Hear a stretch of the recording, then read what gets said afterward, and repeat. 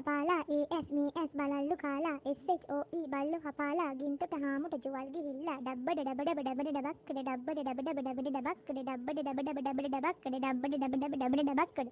ABCD මීයෝ කපාලා ASMS බලල්ලු කාලා SHOE බල්ලු කපාලා ගින්තට හාමුට dual ගිහිල්ලා ඩබ්බඩ ඩබඩ ඩබඩ ඩබක්කඩ ඩබ්බඩ ඩබඩ ඩබඩ ඩබක්කඩ ඩබ්බඩ ඩබඩ ඩබඩ ඩබක්කඩ ඩබ්බඩ ඩබඩ ඩබඩ ඩබක්කඩ මොකද මේ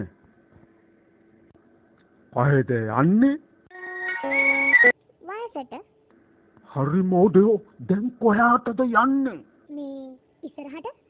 ඇවිස්සෙනවා මගේ කෝපේ තමාගේ නම මොකක්ද ලොකු මී මං කවුද කියලා දන්නේ නැතුවද කට ගහගෙන එන්නේ දන්නවා වල් අලි මේ කැලේට වඩාම බල සම්පන්න මමයි ඒ නිසාම මේ කැලේට අධිපති මමයි කවද්ද පත් කළේ කවුද පත් කළේ කට වැඩි කට වහගෙන මං කියන දෙයට ගරු කරනවා ඇඟ නම් තියෙනවා මොලේ නෑ වගේ පාගනවා මට යකා වැහුනොත් ඔය කිරි පිට්ටම් වෙන්න පාගයි අපි බලා හිටියොත්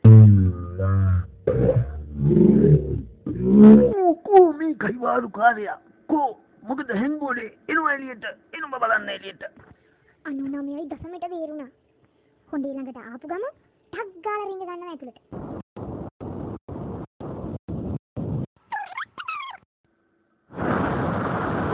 අම්මෝ ලොකුමී එළියට එනවා